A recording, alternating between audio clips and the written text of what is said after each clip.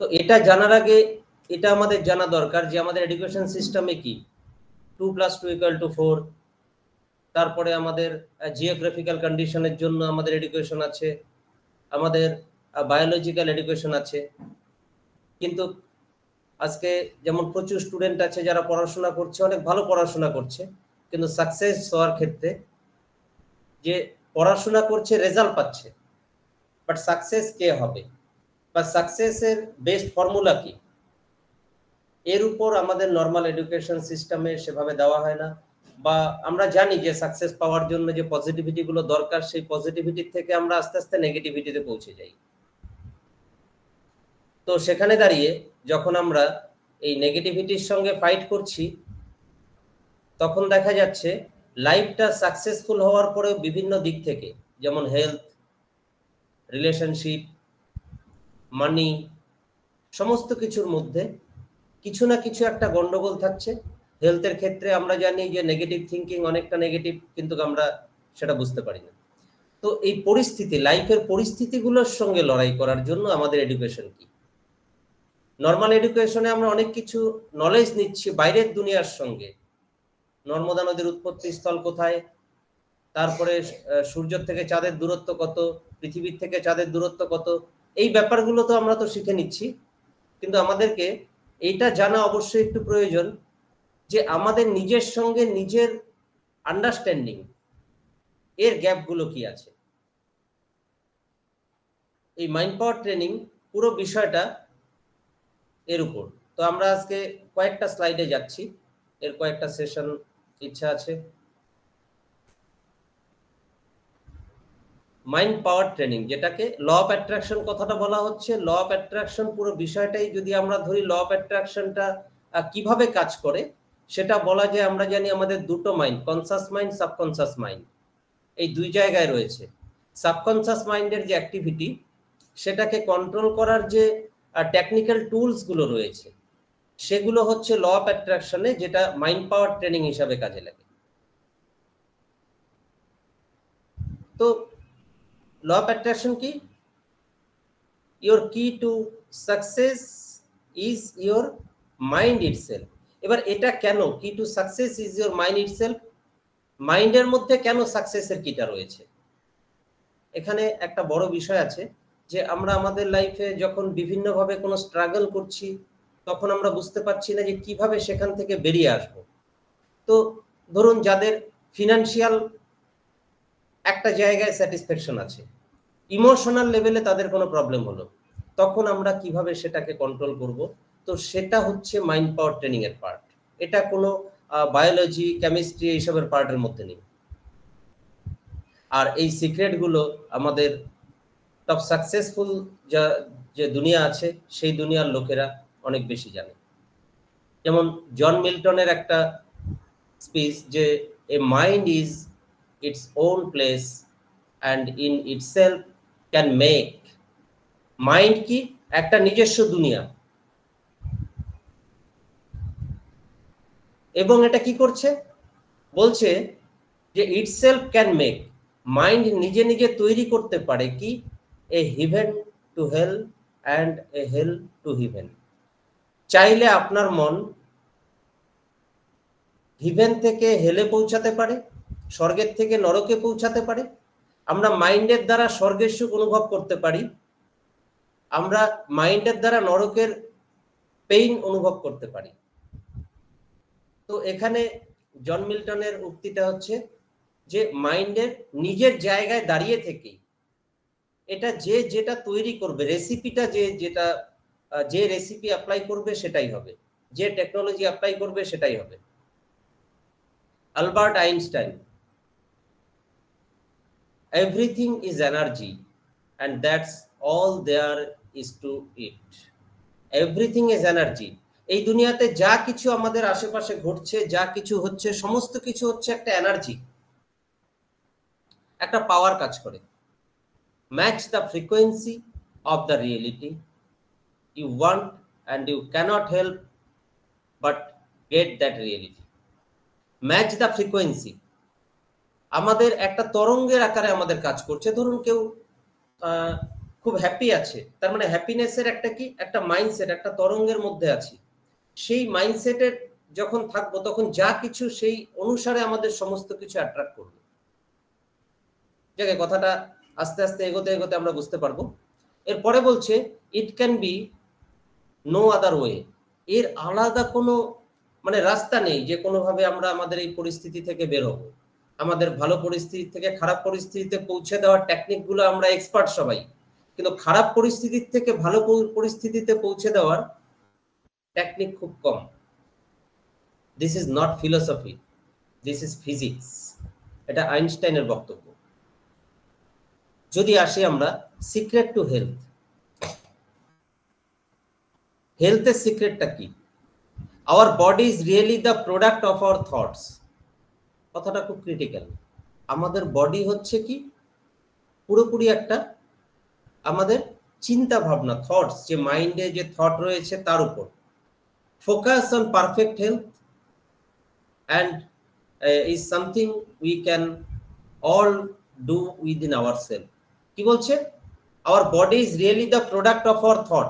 আমাদের যে শরীর, আমরা সাফার করছি, আমরা এনজয় করছি, আমরা খেলাধুলা করছি, আমরা কোনো কাজ করছি বা করছি না, এই সমস্ত কিছু আমাদের থটের দ্বারা নির্ধারিত হয়। তো এই থটের জায়গায় কি বলছে? Focus on perfect health. যখন আপনি আপনার পারফেক্ট হেলথকে ফোকাস দেবেন, is something we can all do within our self despite what may be happening on the outside. মানে আপনার হেলথ নিয়ে আপনি যা কিছু ভাবুন না কেন, আপনার ভাবনাটাই হচ্ছে আপনার হেলথের রিয়েলিটি। আউটসাইডে কি ঘটছে তার সঙ্গে সম্পর্ক নেই। যেমন যদি আমরা দেখি লকডাউন পিরিয়ড, লকডাউনে আমাদের কি ধরনের মেসেজ দেখে আমরা আলোচনা করে কি ধরনের মানে ইমাজিনেশন ক্রিয়েট হতো। কিছু কিছু মানুষ ভাবতো পুরো দুনিয়ায় সবাই মরে থাকবে, পুরো দুনিয়াটা শেষ হয়ে যাবে, এই করোনা ভাইরাসকে প্রোটেক্ট করা যাবে না, এই করোনা ভাইরাসের জন্য আমরা কোনোদিনই আর বাইরে যেতে পারবো না, আমরা স্বাভাবিক লাইফে পাবো না। তো এরকম আবার অনেকে ভেবেছে কি এটা কোনো ম্যাটারই নয়, জ্বর সর্দি কাশির মতো একটা ইভেন্ট। ইভেন আমাদের একাডেমিতে সেই সময়টা আমাদের ফোন কনফারেন্সে ট্রেনিং ছিল, সেই ট্রেনিংও আমরা পেয়েছি। আমাদের ট্রেনিংয়ের মধ্যে যারা প্রেজেন্ট ছিলেন তাদের মধ্যে এই করোনা ভাইরাসের ইম্প্যাক্টটা সেভাবে কারো মধ্যে আসেনি, অনেকের জর্জারি হয়েছে, but we all were enjoying. তারপরে কি বলছে? Laughter attracts joy, release negativity, leads to miraculous cure. মানে লাফটার এটা একটা খুব সুন্দর জিনিস, যে আনন্দ, হাসি খুশি থাকাটা, এক্সাইটমেন্টে থাকা, এটা একটা মিরাকুলাস কিওরের একটা প্রসিডিউর। কারণ আমাদের মাইন্ডের থেকে নেগেটিভিটি রিলিজ করে দেয়। Disease health in the body by thought. আমাদের যে রোগ ব্যাধি সেগুলো কি আমাদের বডিতে আসে বাই থটের দ্বারা, by observation of the illness and by the attention given to the illness. If you are feeling a little unwell, don't talk about it. যদি আপনি অল্প অসুস্থ বোধ করেন, আপনি কাউকে বলতে যাবেন না, unless you want more of it. ওকে, এটা এক্সপ্লেন করার আগে আমরা পরবর্তী পার্টে যাচ্ছি। Secret two relationship. এবার এই যে কথাটা যে বললাম যে হেলথের সিক্রেট, আমাদের সায়েন্সে, আমাদের মেডিকেল সায়েন্স কি বোঝায়? মেডিকেল সায়েন্স আমাদের হিলিং এর কথা বলে না ট্রিটমেন্টের কথা বলে? কারণ মেডিকেল সায়েন্সে আমরা শিখি কোন রোগ হলে কিভাবে ট্রিটমেন্ট করতে হবে, দ্যাট ইজ নেসেসারি, বাট এটাও নেসেসারি একটা পেশেন্টের হিলিং।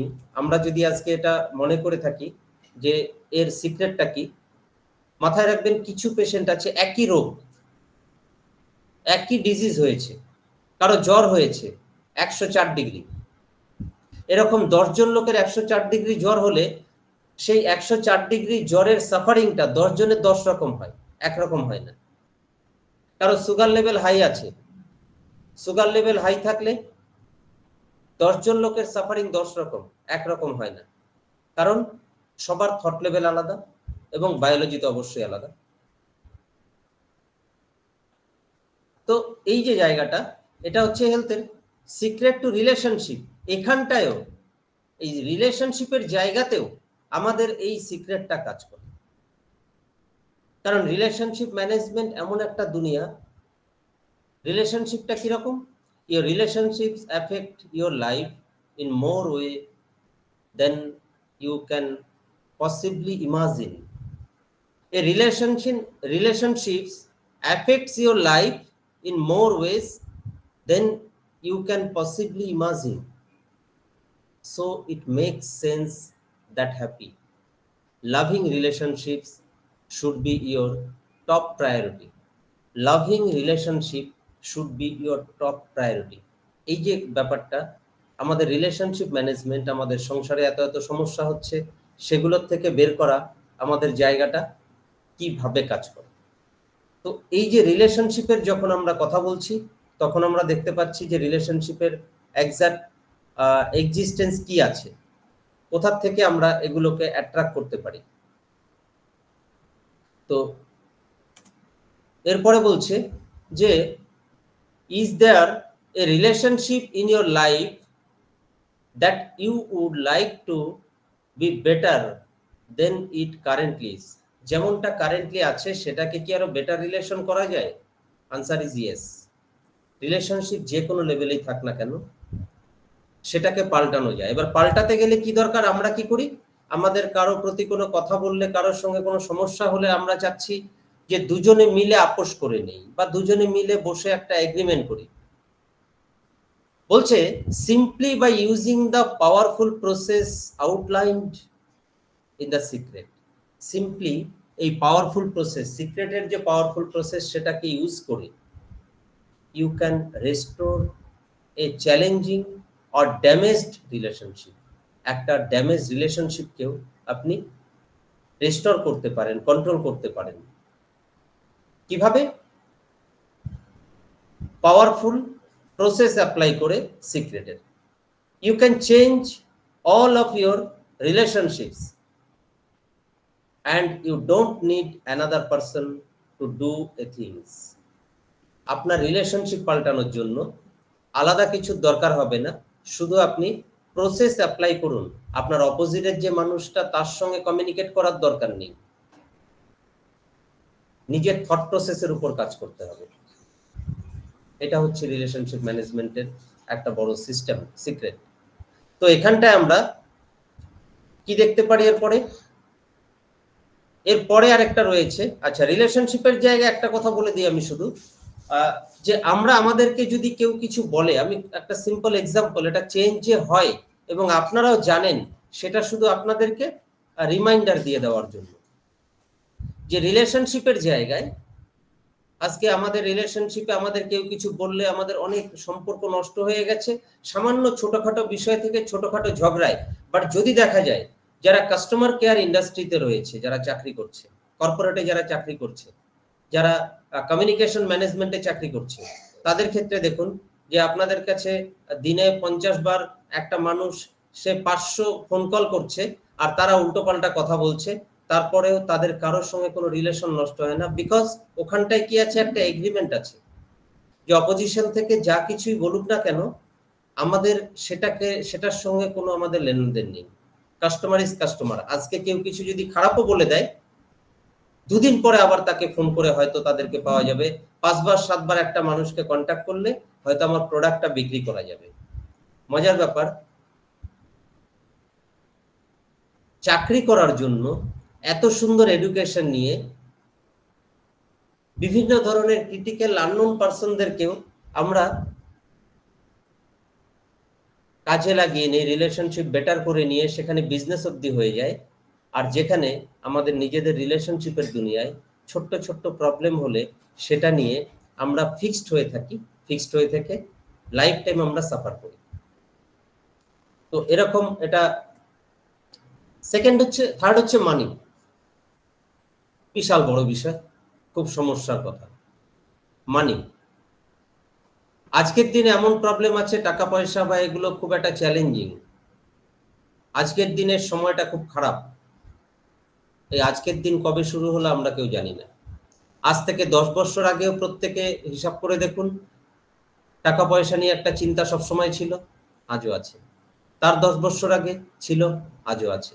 সব সময় মনে হতো বর্তমানে যা চলছে একটু চাপ আছে, ভবিষ্যতে কি হবে। তো এর জন্য মানি সিক্রেট আলাদা বিষয় রয়েছে।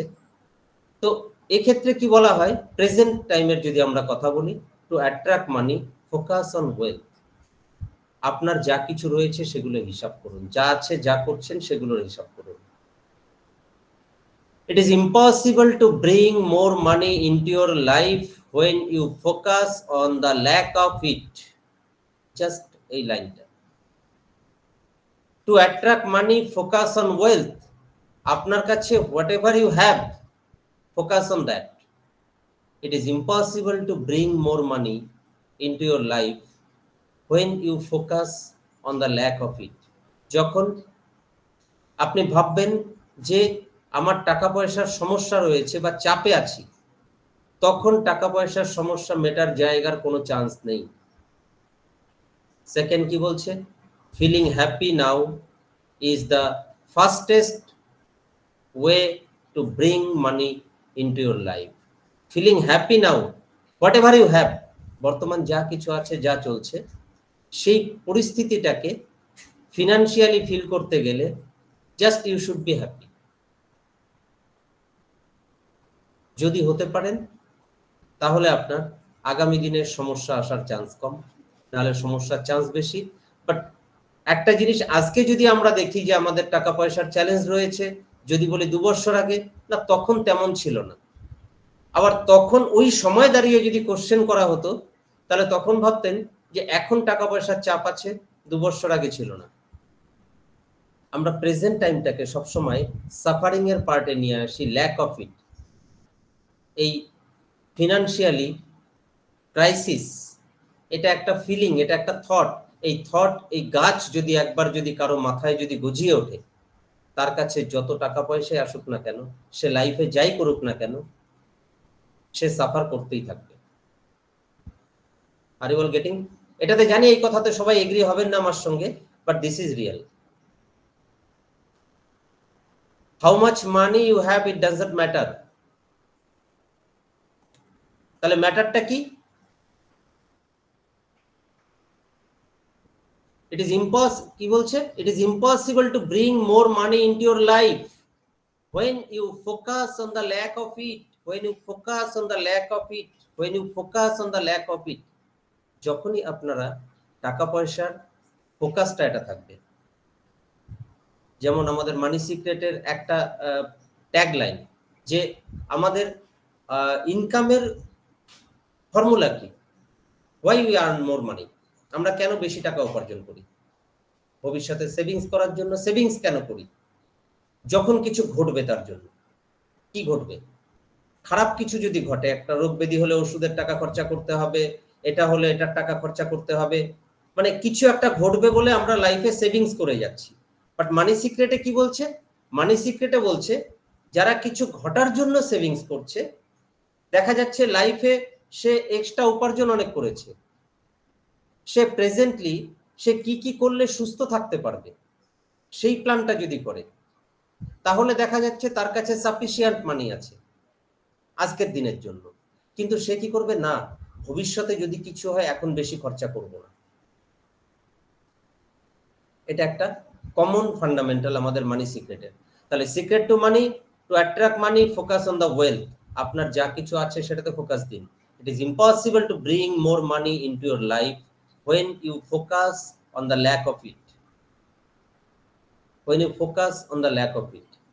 যেটা ফোকাস দেব আমরা, যেটা যেমন আমার লার্নিং বলতে গেলে আজকে যদি আমি দেখি আমার 2008 সাল থেকে 2009 সালে আমি চাকরি ছেড়ে আমি বিজনেস ইন্ডাস্ট্রিতে এবং অল ওভার ইন্ডিয়াতে প্রচুর মানুষের সঙ্গে ফেস করেছি। সেখানে অনেক জায়গায় এরকম দেখেছি যে কোনো একটা কস্টলি জিনিস, ধরুন সাপোজ ধরে নিন আমার যে প্রফেশন, সেখানে কিছু লোকেরা প্রোডাক্ট নিচ্ছে যাদের কাছে ফিনান্সিয়াল ক্যাপাসিটি একদমই নেই। তার মধ্যে কিছু কেসেস এমন আছে, আমি তাদের কথা শুনে আমি মোটিভেট হই যে এত দামি জিনিস আপনি কি করে নিচ্ছেন। তখন বলছে আমাদের তো টাকা পয়সা কম, বড় বড় নার্সিং হোমে গেলে পরে তো আমাদের প্রচুর টাকা নিয়ে নেবে, তার থেকে একটু কষ্ট করে যদি বাড়িতে অল্প টাকা খরচা করি, তাহলে যদি সুস্থ থাকতে পারি তার জন্য আমি, তো এবার কি হলো, যার ফলে তারা সুস্থ রয়েছে। আবার আরেকদিকে যাদের হয়তো দেখা গেল কোনো কারণে ফিনান্সিয়াল ক্যাপাসিটি রয়েছে, তারা না বাবা আর খরচা করা যাবে না, তারা কি প্রিকশনে রয়েছে। তো বোথ আর রাইট, কিন্তু তাদের লাইফের জায়গাটা এটা। তাই বলছে feeling happy now is the fastest way to bring money into your life. আপনি যদি আপনার লাইফে অনেক বেশি টাকা পয়সা উপার্জন করতে চান বা টাকাকে এনজয় করতে চান, you should be feeling happy now. Play games of having wealth. Play games of having wealth and you will feel better about it. Play games of having wealth and you will feel better about it. More will flow into your life. যদি আপনি game play করতে পারেন যে আপনার সবকিছু আছে, তাহলে কি হবে, আপনার আরো সেটা বৃদ্ধি পেতে পারে এবং সাকসেসটা খুব সহজ হয়ে যাবে। Feeling happy now is the fastest way to bring money into your life. একটা ছোট্ট স্টোরি মনে পড়ে গেল ফিনান্সিয়াল দিক থেকে। এক্সাক্ট স্টোরিটা অনেক দিন আগে পড়েছি আমি বা বলেছিলাম। কোনো একজন বিখ্যাত মানুষ আছে যার প্রচুর টাকা পয়সা আছে, তাকে নিয়ে একটি ছেলে যে বিজনেসে অনেক বড় বিজনেস করবে বলে সে নেমেছিল, তার বিজনেসে লস হতে হতে তার বিজনেস পুরো কলাপস হয়ে যায়। এবং একদিন সকালবেলা সে হাঁটতে হাঁটতে গিয়ে একটা রাস্তার পাশে একটা বসার জায়গার বসার সিটে সেখানে বসে থাকে। বসে থাকার পরে সে চিন্তা করছে তার লাইফটা শেষ হয়ে গেল, সে অনেক বড় প্ল্যান করেছিল অনেক কিছু করবে বলে, কিন্তু এখন এত টাকা তার মাইনাস হয়ে গেছে, এত টাকা লস হয়ে গেছে, এত টাকা পয়সা তার নষ্ট হয়ে গেছে। হ্যাঁ, এখন আর কি করবে, সে আর রিস্ক নিতে পারবে না, আর কিচ্ছু করতে পারবে না, আর কোনো কাজ করতে পারবে না। অ্যাট দ্য সেম টাইম হঠাৎ একজন বয়স্ক মানুষ আসলো, সে এসে তার সাথে কথা বলতে লাগলো এবং জিজ্ঞাসা করলো, তুমি কি ভাবছো, এত টেনশন নিচ্ছ কেন, কি হয়েছে তোমার, আমাকে একটু খুলে বলো, আমারও টাইম আছে। তো সেই দুঃখী আত্মা সে তাকে সব গল্প খুলে বলছিল যে ওর বিশাল বড় বিজনেস ছিল বা অনেক বড় স্বপ্ন ছিল, সে একটা বিজনেস দাঁড় করাতে গিয়ে সে অনেক ঋণে পড়ে গেছে, অনেক ঋণধার হয়ে গেছে, এখন তার বিজনেস কলাপস, সে বিজনেস বন্ধ করে আছে, সে তো আর কিছু করতে পারবে না। তখন বলে ও এই ব্যাপার, ঠিক আছে। তখন সে পকেট থেকে একটা চেক বের করলো এবং একটা চেকে লিখে দিল 10 কোটি টাকা, 10 crores, 10 কোটি টাকার একটা চেক লিখে ছেলেটিকে দিয়ে দিল। তার নিচে নাম হচ্ছে সামথিং লাইক, যেমন বিল গেটস বাইরে রয়েছে এদের মতো একজনের নাম, নামটা মনে পড়ছে না, তার নাম লেখা। এবার এই ছেলেটি ওই নামটা জানতো যে সে ওয়ার্ল্ডের একজন রিচেস্ট পিপলদের মধ্যে একজন। তখন সে কি করলো, ওই চেকটা দিল, বলল এই যে তোমাকে 10 কোটি টাকা দিলাম, তুমি তোমার বিজনেস দাঁড় করাও। 1 বছর পরে ঠিক এই টাইমে এই জায়গায় আমি আবার আসবো, তুমি তোমার 1 বছরে বিজনেস রিকভার করে তুমি আবার আমাকে এই টাকাটা ফেরত দেবে।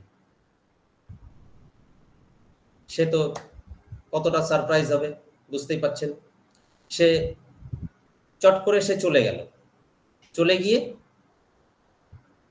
সে তার বিজনেসের জায়গায় গিয়ে ওই চেকটা 10 কোটি টাকার চেক সে যদি ভাঙায় নষ্ট করে তাহলে কি হবে, সে কি করলো, ওই চেকটাকে রেখে দিয়ে সে আবার কিছু ধারটার করে সে বিজনেস দাঁড় করাতে শুরু করলো।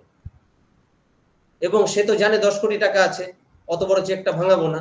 এই করতে করতে সে এক্সাইটমেন্টে কাজ শুরু করলো, তার 10 কোটি টাকার ব্যাকআপ আছে, সে পুরো পিক আপ দিয়ে সে আবার দাঁড়িয়ে গেল লাইফে। লাইফে যখন দাঁড়িয়ে গেল তখন 1 বছর হয়ে গেছে, তার এগ্রিমেন্ট মনে আছে, সে চেকটাতে হাতও দেয়নি, আবার সেই জায়গায় এসে বসে আছে। সেই সময় আবার সেই লোকটা আসছে, সেই চেকটা নিয়ে আছে, খুব এক্সাইটেড যে লোকটা আসবে, থিওডর জনস লোকটার নাম, থিওডর জনস, উনি আসবে, উনাকে চেকটা ফেরত দেবো এবং সমস্ত কাহিনী বলবো যে আপনার টাকায় হাতও দেয়নি, আমি সাকসেসফুল হয়ে গেছি। এমন সময় লোকটা আসছে, পিছে পিছে সাদা কাপড়ে একটা বুড়ি দৌড়ে আসছে, বলছে কি যে দৌড়ে এসে যেই কাছাকাছি আসছে লোকটাকে ধরে ফেলেছে বলছে ওফ লোকটাকে ধরে ফেললাম, বাবারে বাবা। তখন বলল কি হয়েছে? বলে আরে এ হচ্ছে এই যে সামনে যে পাগলখানা আছে এখানকার পাগল। হ্যাঁ, এ এরকম বাইরে ঘুরে বেড়ায়, পকেট থেকে চেক বের করে, নিজেকে থিওডর জনস বলে, সে চেক সাইন করে করে লোককে দিয়ে দেয়। হ্যাঁ, ধরে টেনে নিয়ে গেছে। সে মাথায় হাত দিয়ে বসে ভাবলো, হায় ভগবান, সে যদি চেকটা নিয়ে যদি জমা করতো তাহলে বুঝতে পারতো চেকটা ফেক। কিন্তু সে জমা করেনি, সে বিলিফ সিস্টেম ছিল যে 10 কোটি টাকা আছে, তাই সে দাঁড়িয়ে গেছে। তো এই স্টোরিটা কি? Secret of money. মানে আমাদের চারপাশে অনেক মানুষের কাছে যে একটা চাপ রয়েছে সবসময় টাকার, এই জায়গাগুলো আমাদের, এটাও এই ল অফ অ্যাট্রাকশনের পার্টে পড়ে। এবার চলে আসি, এগুলো কি করে ঘটে, এই ঘটনাগুলো কি করে ঘটে। বলছে when you believe your mind finds way to do it। যখনই আপনি কোনো কিছুকে বিশ্বাস করবেন তখন আপনার মাইন্ড রাস্তা খুঁজে বের করবে।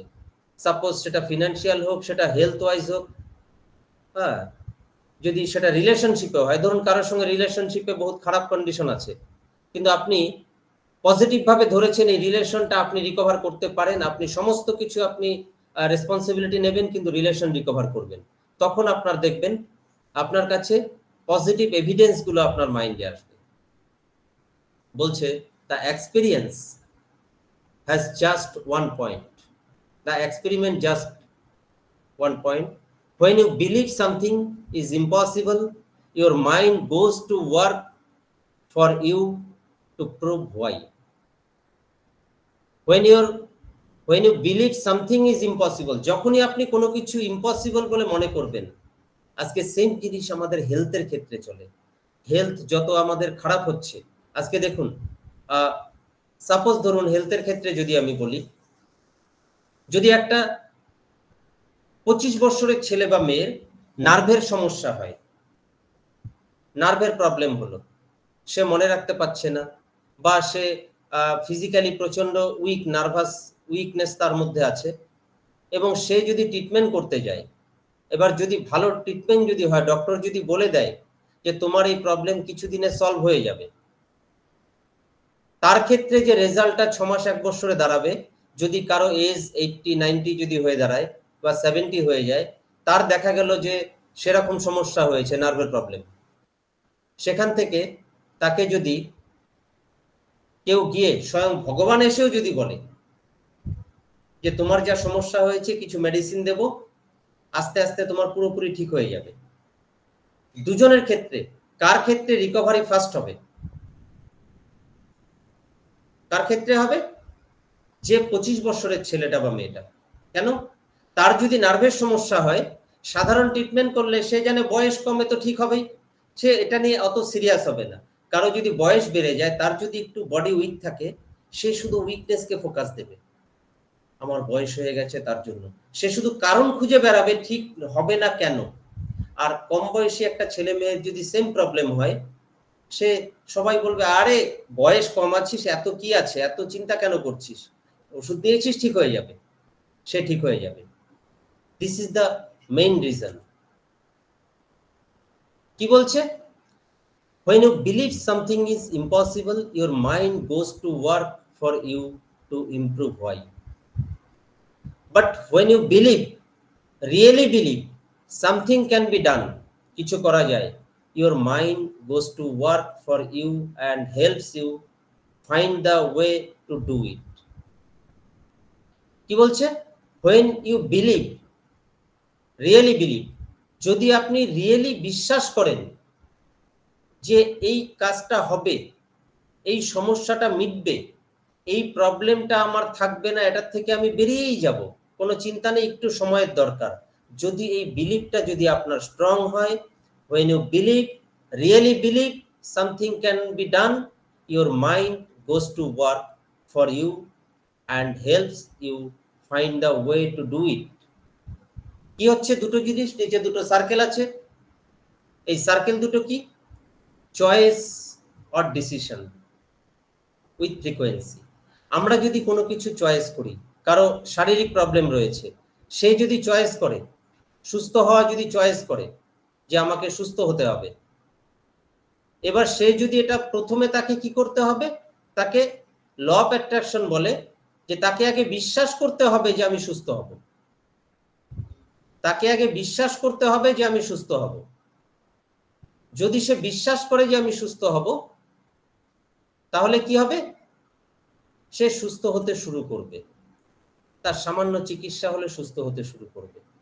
কারো লাইফে কোনো চ্যালেঞ্জ যদি থাকে, সে যদি চয়েস নেয় সেই চ্যালেঞ্জটাকে ওভারকাম করবে, এবং সে যদি বিলিভ করে যে যা চ্যালেঞ্জ আছে সেটা আমি ওভারকাম করতে পারবো, তখন কি হবে, তার জন্য যখনই সে বিশ্বাস করবে, বিশ্বাসের সঙ্গে ডিসিশন, এর জন্য কি দরকার, ডিসিশন বা চয়েস উইথ ফ্রিকোয়েন্সি। ফ্রিকোয়েন্সি কি, বিলিভ। আপনার যা কিছু আছে, যা চাই, whatever you want, if your choice with positive belief or frequency, choice হোক বা ডিসিশন হোক, তবে সম্ভাবনা কি হবে, আপনি কি পেতে চান, আপনি কি পেতে চান সেটা ইম্পর্টেন্ট নয়, পেতে চাওয়ার বিষয়ে আপনার বিলিফ সিস্টেম কোন দিকে। আজকে একটা জায়গা দেখুন, সিম্পলি বলি, আমরা ছোটবেলা থেকে বড় হচ্ছি, বা আমাদের বাচ্চা কাচ্চা যারা বড় হচ্ছে, আমাদের জীবনে আমরা এত মাস্টার হয়ে যাই, আমরা এত কঠিন কাজগুলোকে খুব সহজে কন্ট্রোল করি। কিরকম কঠিন কাজ কি, ছোটবেলা থেকে আমরা পড়াশোনা করে যে আমরা এগিয়ে আসি, আজকে যে গ্র্যাজুয়েট হয়েছে, মাস্টার ডিগ্রি, যে যা কিছু করছে, মনে হয় কাজটা খুব সহজ, কখনোই না। কিন্তু যেহেতু এন্টার সোসাইটির মধ্যে, কালচারের মধ্যে এটা একটা বিলিভ, চারদিকে সবাই পাস করে যাচ্ছে, মানে আমার বাচ্চাকে পাস করতে হবে, বাচ্চাও বুঝতে পারছে আমাকেও পাস করতে হবে, দেখবেন তারা পারুক আর না পারুক, তারা পারার জন্য সমস্ত পরিশ্রম করবে। এইভাবে আমরাও বড় হয়েছি, আমাদের ছোটরা বড় হয়েছে, কঠিন কার্য সাকসেসফুল হয়েছে। শারীরিক অনেক প্রবলেম থাকা সত্ত্বেও স্কুল কলেজে কোনো ফাঁকি দেওয়া হয়নি, পড়াশোনাতে যাই কিছু থাক সব সময় একটা মানে কারণ খুঁজে বের করা, কি করে কমপ্লিট করব। একটা বয়সের পরে যখন চাকরি বাকরি হয়ে যায়, তারপরে আমরা নতুন কিছু করতে গেলে তখন আর আমরা সেটা কেন পারবো না তার কারণটা খুঁজতে শুরু করি। এটা হেলথের ক্ষেত্রে হোক, একটা স্টুডেন্ট যদি অসুস্থ থাকে, দেখবেন পরীক্ষার সময় সে সুস্থ। Are you all getting? প্রচুর স্টুডেন্টকে দেখা যায় যে তারা তাদের লাইফে প্রচুর সাফার করছে, কিন্তু আস্তে আস্তে তারা কি হচ্ছে, ঠিক পরীক্ষার সময় যখন আসছে, কোনো না কোনো ভাবে পরীক্ষার হলে পৌঁছাচ্ছে। অনেক স্টুডেন্ট তো পরীক্ষার সময় অসুস্থ হয়ে যায় কিন্তু পরীক্ষা দিয়ে দেয়। কেন? কারণ একটা মাইন্ডসেট, পরীক্ষা তো বসতেই হবে, there is no other choice, ঠিক তখন বসে যাই। কিন্তু নর্মাল লাইফে আমরা কিছু করতে গেলে আমরা আটকে যাচ্ছি। কেন? ওই যে সাকসেস হওয়া, ছোটবেলার থেকে আমাদের পড়াশোনার থেকে শুরু করে, আমাদের খেলাধুলার থেকে শুরু করে, আমাদের গান বাজনার থেকে শুরু করে, আমাদের যা হবি সেগুলোর থেকে শুরু করে, যা কিছু আমরা যেভাবে সাকসেস পেয়েছি, ওই টেকনিকগুলো যদি আজ থেকে আবার অ্যাপ্লাই করে দিই, সেটা হেলথেই হোক, আর ওয়েলথেই হোক, আর রিলেশনশিপেই হোক। ছোটবেলায় আমাদের খেলাধুলার মধ্যেই তিনটা পার্টি ছিল। কি ছিল? রিলেশনশিপ, বন্ধুদের সঙ্গে খেলাধুলা করতে গিয়ে রোজ ঝগড়া হতো, আবার পরের দিন খেলার জন্য ওই বন্ধুরাই তো ছিল, কোনো চয়েস নেই, তার জন্য আমরা ঠিক তাদের সঙ্গে মিলে চলেছি। যখন আমরা একটা জায়গায় পৌঁছে গেছি যে ওদের সঙ্গে না খেললেও চলবে, তখন আমাদের প্রবলেম। ফ্যামিলিতে দেখবেন বাবা মা সন্তানের সঙ্গে যেভাবে বকাবকি করতে পারে, যা অথরিটি আছে, স্পাউসের সঙ্গে সেই অথরিটি নেই, তাও কিছুটা আছে, অন্যদের সঙ্গে একদমই অথরিটি নেই। কেন? এটা একটা এগ্রিমেন্ট, একটা সিস্টেম। তো এই সিস্টেমটাই যদি আমাদের লাইফে ধরা হয়, তো এটা কি করে কাজ করে, তাহলে এখানে পুরো কথাটা কি, when you believe your mind finds way to do, যখন আপনি বিশ্বাস করবেন আপনার মাইন্ড তখন সেটা কাজটা করার জন্য রাস্তা খুঁজে বের করবে। টনি রবিন্সের একটা সুন্দর statement, whatever you hold in your mind on a consistent basis is exactly what you will experience in your life. Whatever you hold in your mind, আপনার মাইন্ডে যেটা ধরে রাখবেন তার যা ফ্রিকোয়েন্সি, ধরুন আমাদের লাইফে কোনো একটা খারাপ ঘটনা আমার সঙ্গে ঘটে গেছে, আমার পরিবারের হোক, যাই কিছু হোক, ঘটে গেছে, আমরা যখনই ওই ঘটনাটার কথা ভাববো তখন আমাদের বাকি কাজগুলোর ক্ষেত্রে তার ফ্রিকোয়েন্সি, তার প্রভাবটা গিয়ে পড়বে। আমাদের ভালো কিছু করতে গেলে ভাবতে হবে যে ব্যাক অফ দ্য মাইন্ডের আমাদের স্টোরি কি। এই ব্যাক অফ দ্য মাইন্ড, এই ব্যাক অফ দ্য মাইন্ডের যে স্টোরিটা, এটা আমরা শেয়ার পরে এই চ্যাপ্টার। ওয়ান্ডারফুল একটা থিওরি। এখানে এটা আমাদের মাইন্ড, কমপ্লিট একটা আমাদের মাইন্ডসেট, আমাদের টোটাল মাইন্ডের যে সিস্টেম, আমরা জানি কনসাস মাইন্ড, সাবকনসাস মাইন্ড। এখানটায় বলা হচ্ছে আমাদের মাইন্ড তিনটা বেসিক ফান্ডামেন্টাল রয়েছে। মাইন্ডের ফান্ডামেন্টাল কি? প্রথমত আমাদের লাইফে একটা পার্ট রয়েছে আমরা জানি, আমরা কি কি জানি। আমরা অনেক কিছু শিখেছি এই বয়সে, আমরা যা কিছু জানি বা শিখেছি, এটা হচ্ছে একটা এরিয়া। আরেকটা এরিয়া হচ্ছে আমরা অনেক কিছু জানি যেটা আমরা পারি না বা যেটা সম্পর্কে গভীরে জানি না। এই জায়গাটা কি? এই এরিয়াতে আসলে আমরা যা জানি, ধরুন আমি ড্রাইভ করতে পারি, আমি 4 হুইলার ড্রাইভ করি, এটাই 5% এরিয়াতে আই নো। আমি ইংলিশ বলতে পারি, আই নো। আমি ইংলিশ লিখতে পারি, আই নো। আমি সাঁতার কাটতে পারি, আই নো। আমি প্লেন চালাতে পারি না, আই ডোন্ট নো। প্লেন চালাতে পারি না, আমি জানি না, কিন্তু প্লেন চালানো বিষয়টা জানি, কিন্তু আমি পারি না। আমি কি বলে সুইমিং পারি না, সাঁতার কাটতে পারি না। এই যে সাঁতার কাটতে পারি না, আমরা থাকি ঠিক আছে একটু সাঁতারটা শিখে নেব। তো একটা হচ্ছে আমরা যেগুলো পারি সেটা খুব লিমিটেড, আমাদের লাইফে অল্প জিনিস আমরা পারি। আর একটা হচ্ছে বড় দুনিয়া রয়েছে যেটা আমরা জানি এগুলো আছে কিন্তু পারি না। এর বাইরে একটা ইউনিভার্স রয়েছে এন্টার। ওই ইউনিভার্সটা যেটা আমাদেরকে পরিচালনা করে, সেই ইউনিভার্সটা কি? That is called blind spot. এটা কি কি কোথায় এক্সিস্ট করে? আমাদের সাকসেস পেতে গেলে আমরা সাকসেস পাবো কিনা এখানে এক্সিস্ট করে। আমরা লাইফে যদি হ্যাপিনেস চাই তাহলে হ্যাপিনেসটা পাবো কিনা, হ্যাপিনেসের জন্য 2-4টা বই পড়ে নিলাম, হ্যাপিনেস আসবে না। পাওয়ারফুল হওয়ার জন্য 2-4টা বই পড়ে নিলাম, পাওয়ারফুল হবে না। আমরা ধরুন ফ্যাক্ট অ্যান্ড ফিগার জানলে আমরা এটাতে পৌঁছতে পারবো না। এবার এই এরিয়াটা কিভাবে এক্সিস্ট করে আমি বলছি। সাপোজ ধরুন এটা বলা হলো আমরা কিছু শিখলাম, don't think about black cat, কালো বেড়াল সম্পর্কে ভাববেন না। অনেকবার এক্সাম্পলটা সহজ তাই বলছি, কালো বেড়াল সম্পর্কে ভাববেন না। কথাটা কি বলা হলো? Don't think about black cat. ভাবনা প্রথম কোনটা এলো? কালো বেড়াল, তাই তো? এবার মনে করুন যে আমরা যদি কেউ কোনো পরিস্থিতির সামনা করি, ফিনান্সিয়াল হোক, রিলেশনশিপ হোক বা হেলথ ওয়াইজ হোক, সেটার থেকে সুস্থ হতে পারছি না, আর ট্রিটমেন্ট করছি তবু সুস্থ হতে পারছি না, তাহলে সুস্থ হওয়ার পদ্ধতি কি? কিছু কি আছে? অবশ্যই আছে। কি আছে? এটাই হচ্ছে আমাদের এই ব্লাইন্ড স্পটের ভূমিকা। ধরুন এই ব্লাইন্ড স্পটের জায়গাটা এটা কিভাবে কন্ট্রোল করে? এই ব্লাইন্ড স্পটটা কি? একটা হচ্ছে আই নো, 5% এরিয়া আমরা লাইফে জানি। যেমন আমরা কতটুকু জানি, এই দুনিয়ার কত নলেজ আছে আমাদের কাছে। আইনস্টাইন বলে গেছে সে এই দুনিয়ার যা কিছু 0.05% বুঝতে পেরেছে। আমরা বলি আমরা সবই জানি, কিন্তু কতটা জানি? আমরা 5% জানি। 10% আছে যেগুলো আমরা, যেগুলো সম্পর্কে জানি না কিন্তু বিষয়টা জানি। 85% এমন জিনিস, যেমন ধরুন সাকসেস কিভাবে পেতে হবে, ওকে, সুস্থ কিভাবে হতে হবে, কি কি মেডিসিন খেলে সুস্থ হবে এটুকু আমরা যাচ্ছি, এক্সারসাইজ করলে সুস্থ হবে, তারপরে এটা ওটা করলে সুস্থ হবে, মেডিটেশন করলে সুস্থ হবে, কিন্তু প্রকৃত সুস্থ হওয়ার ফর্মুলা কিছু আছে। এরকম ভাবে আমাদের সমস্ত সেগমেন্টে এই 85% এরিয়াটা আমরা যখনই লাইফে কোনো কিছু সাফার করব, সেটা হেলথ হতে পারে, রিলেশনশিপ হতে পারে, যা কিছু হতে পারে, তখন আমাদেরকে এই ব্লাইন্ড স্পটে ফাইন্ড আউট করতে হবে কিভাবে। আর এটা কিভাবে কাজ করে আমাদের জানার দ্বারা কিছু হবে না। ধরুন অনেকে ছোটবেলার থেকে বড় হতে গিয়ে আমরা যেমন অনেকে আছি ভূতকে ভয় পাই, প্রায় সবাই। এবার আমরা কোনোখানে কারো কাছে লেকচার শুনলাম যে ভূত বলে কোনো এক্সিস্টেন্স নেই, শিখে নিলাম, ভালো করে মেনে নিলাম, তাকে আমরা খুব মানি, ভূতের এক্সিস্টেন্স নেই। তো সেই ভূতের এক্সিস্টেন্সটা আসবে কোথা থেকে?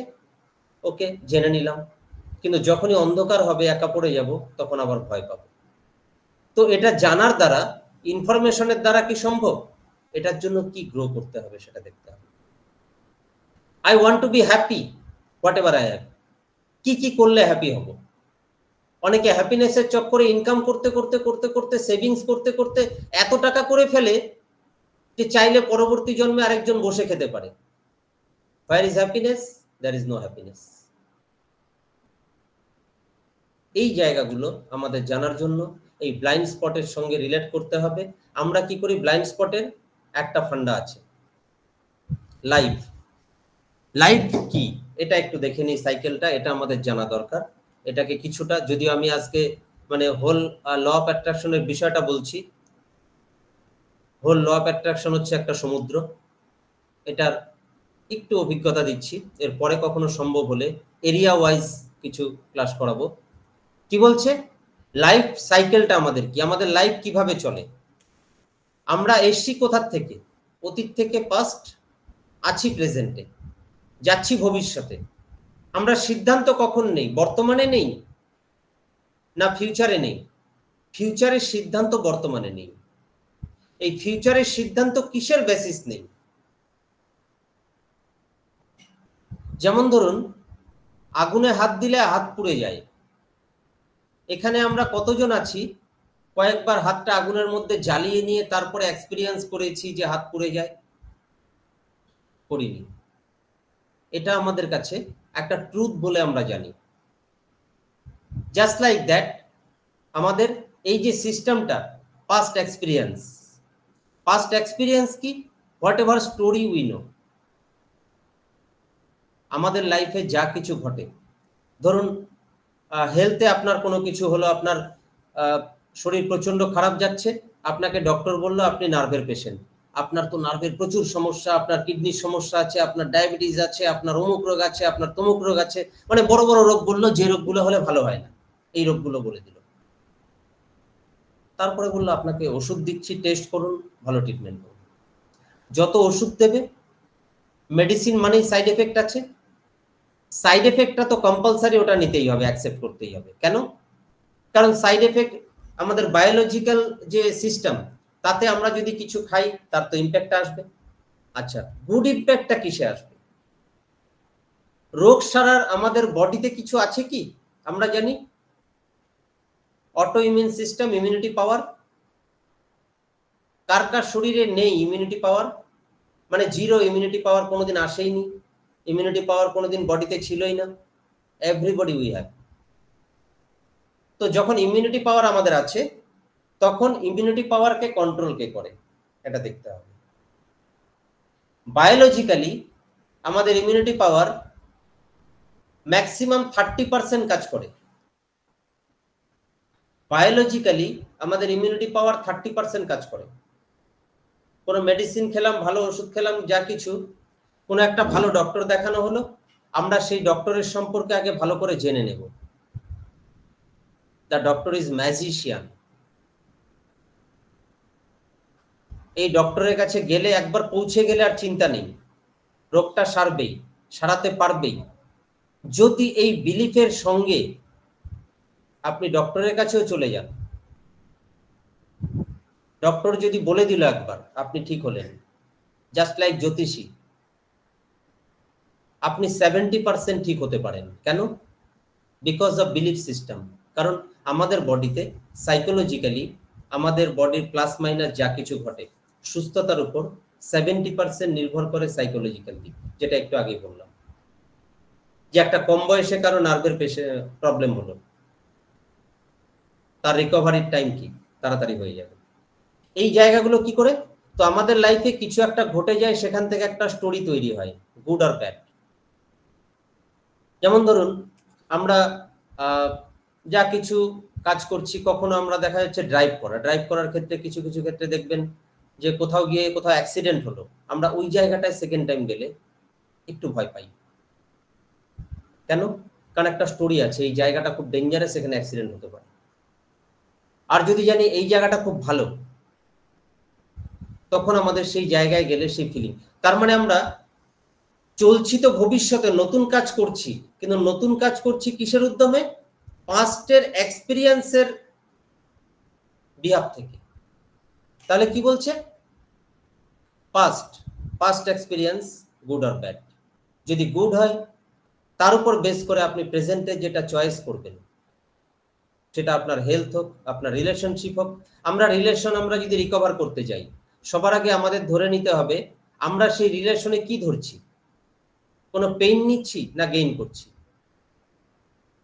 ধরুন একজন কেউ লাইফে চলে গেল, তো মৃত্যু কি প্রথম আমার ঘরে এসেছে?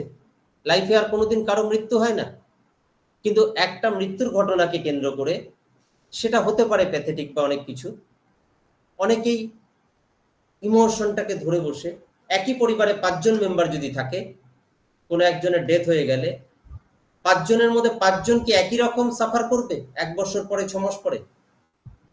না, কেউ বেশি সাফার করবে, কেউ কষ্ট পাবে, কেউ কষ্টই পাবে না, কেউ ভুলে যাবে, কাউকে বলবে কি করব, যেটা ঘটার সেটা ঘটেছে, আর তো কিছু করতে পারবো না। আবার কেউ আছে কি করে ভুলবো, এটাকে কি ভোলা যায়? এবার সবার ক্ষেত্রে ট্রু, যে যেটা ধরছে সেটাই ট্রু, বাট ভেবে দেখুন আপনি যেটা ধরছেন সেটার দ্বারা আপনার লাইফের বাকি এরিয়াগুলো ঠিক আছে? যদি ঠিক থাকে তাহলে ঠিক আছে, যদি ঠিক না থাকে তাহলে আপনার এই স্টোরিটাকে পাল্টানো দরকার আছে। ওকে, তো এই হচ্ছে আমাদের কিছু বিষয়, আজকে আমাদের যে আলোচনার বিষয়টা ছিল। তাহলে আমরা কি কি আসছি, এই ফান্ডামেন্টাল জানতেই হবে ব্লাইন্ড স্পটটা কি। আমরা যে সাবকনসিয়াস মাইন্ড বলি, এই সাবকনসিয়াস মাইন্ডের ডিজাইনটা পুরোপুরি এইভাবে তৈরি হয়। এর আগে আমাদের কি ছিল?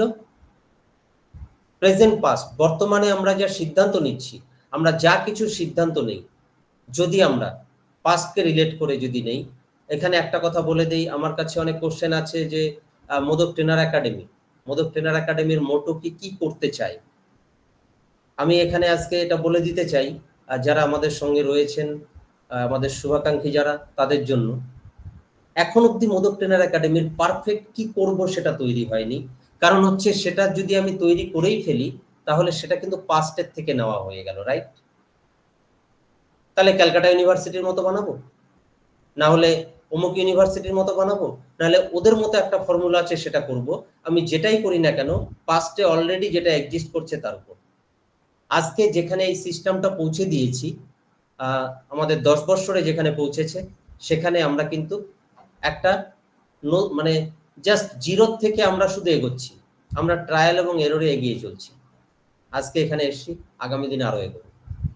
যখনই আমরা চট করে একটা কিছু সিদ্ধান্ত নেব যে কোথায় যাবে, অনেকে বলে যে না আপনারা এক্স্যাক্টলি কি করবেন, যদি এটা বলে ফেলি তাহলে পাস্টের উপর সিদ্ধান্ত। আমাদের কথা হচ্ছে আমরা যখন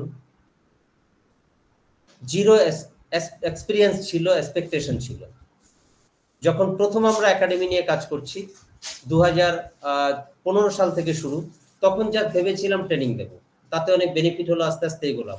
তারপরে 2020-তে এসে সিস্টেম তৈরি হলো, এই সিস্টেমের দ্বারা আমরা চলছি। এবার সিস্টেম এগোতে এগোতে আজকে এত মানুষকে নিয়ে আমরা এনজয় করছি, সবাই নিয়ে একটা ফ্রি জোন তৈরি করেছি। প্রথম কথা, ফ্রি জোনটা এই জন্যই, আমাদের যারা রয়েছি তারা প্রত্যেকেই কিন্তু কোথাও না কোথাও আমরা আলাদা কোনো আমাদের ইনকাম সোর্স আমাদের রয়েছে। আমরা এটা একটা ক্লাব অর্গানাইজেশন বা সেভাবে রয়েছি, এবং সুন্দরভাবে আমরা কি করে এগোতে পারি, সবাই মিলে কি করে একাডেমিটা একটা টাইমে গিয়ে ভেবে কি করে আরো বেটার করতে পারি, তার জন্য লেগে আছি। কারণ যদি এখনই সিদ্ধান্ত নেই, তাহলে সেটা অতীতের উপর বেস করে।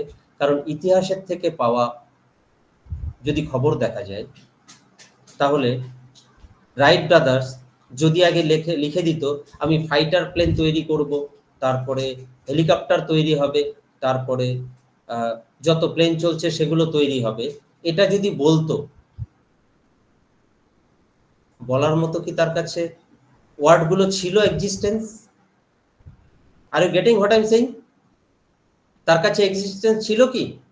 থমাস এডিসন যদি বলতো যে ঘরে ঘরে লাইট জ্বলবে, এরকম তার থাকবে, এরকম এই হবে, সে আগে বাল্বটা জ্বালানোর ব্যবস্থা করেছে, তারপরে আস্তে আস্তে সিস্টেম তৈরি হয়েছে।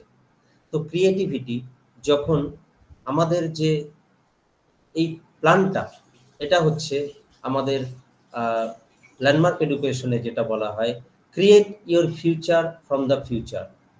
Not limited by the past. অতীতের দ্বারা লিমিটেড করা না, যে যা কিছু আছে ওরকম একটা ফরম্যাট বসিয়ে দিলাম। আমরা চেষ্টা করব আমরা এগোতে এগোতে যে স্তরে পৌঁছচ্ছি ওই স্তরে পৌঁছানোর পরে নেক্সট আমাদের স্টেপ কি, এইভাবে আমরা এগোতে থাকবো। তাতে করে আমরা সারা বিশ্বের মোদক ট্রেনার একাডেমি, সারা ওয়ার্ল্ডের একটা সুন্দর সিস্টেম আমরা তৈরি করতে পারবো, যেটা হয়তো কখনো কেউ ভাবেইনি। কারণ আমরা কি করতে যাচ্ছি যদি একবার ফিক্সড করে দেই তাহলে আমরা এখানেই আটকে থাকবো। আর ফিক্সডটা কি করব, যেটা আমি জানি, যে কথাটা বললাম যে রাইট ব্রাদার্স যদি বলে দিত ফাইটার প্লেন চলবে, হেলিকপ্টার চলবে, এই হবে সেই হবে, সবগুলো নাম বলে দিত, এতগুলো এয়ারপোর্ট হবে, বলতে পারতো কি? বিকজ সে তো প্রথম আবিষ্কার করছে যে এরকম কিছু হতে পারে, মানুষের মতো পাখির মতো চলতে পারে। তারপর আস্তে আস্তে সে যখন সেই স্টেজে পৌঁছালো তখন আস্তে আস্তে এগোতে থাকলো। যদি আমরা ইতিহাসের এই পেজগুলোকে ফলো করি তাহলে আমাদের একাডেমির জায়গায় উত্তরটা খুঁজে পাবো। উত্তর হচ্ছে আমরা হচ্ছি কি করছি, ভিশন ফর দ্য ফিউচার। ফিউচারটাকে ফিউচার থেকে ক্রিয়েট করার একটা পরিকল্পনা আমরা এগোচ্ছি। তো ট্রেনিং এর সঙ্গে এটা একটা হয়ে গেল। Thank you very much.